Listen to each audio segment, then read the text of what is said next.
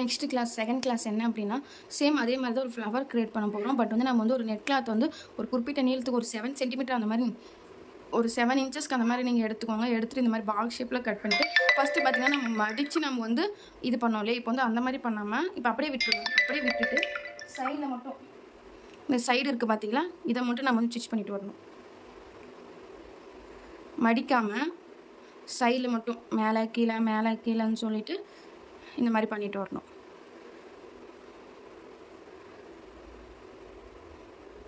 நம்ம எதையுமே மடிக்க போகிறதில்ல, அப்படியே சிங்கிள் சைடு வந்து கொண்டு வந்துடணும். கொண்டு வந்துட்டு சேம் அதே ப்ரொசீஜர் தான். இந்த ஃபஸ்ட்டு நம்ம போட்டிருக்கோம் இல்லையா, இந்த நாட் மாதிரி இருக்குது பாருங்கள், அதை வந்து எடுத்துக்கணும்.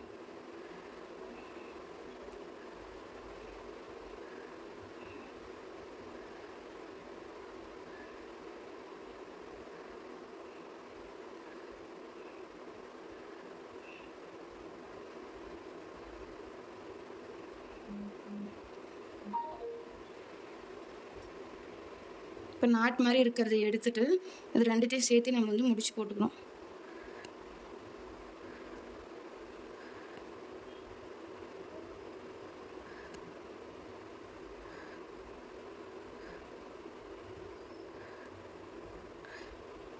முடிச்சு போட்டதுக்கப்புறம் கட் பண்ணிடுங்க.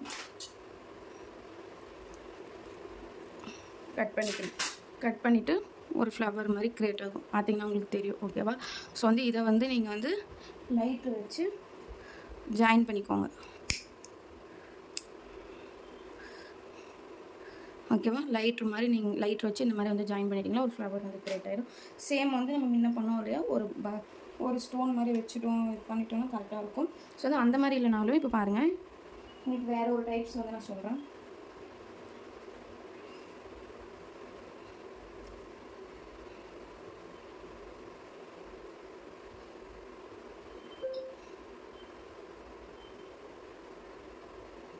வந்து சென்டரில் வந்து அடியிலேருந்து த்ரெட் எடுத்துக்கோங்க.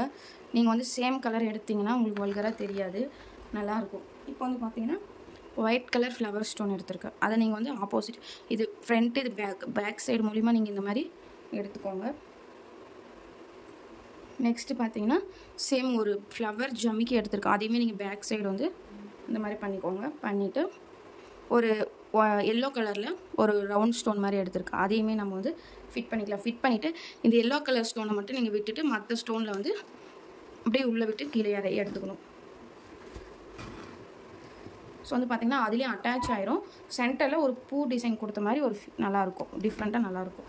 இந்த மாதிரியும் பண்ணலாம், வெறும் ஸ்டோனும் வாட்டலாம். உங்களுடைய இஷ்டம் தான், நீங்கள் எப்படி வேணாலும் நீங்கள் வந்து க்ரியேட் பண்ணிக்கலாம். பியூச்சர்ஸை பொறுத்த வரைக்கும் நம்ம என்னவோ நம்ம போடுறதா டிசைன். ஓகேவா?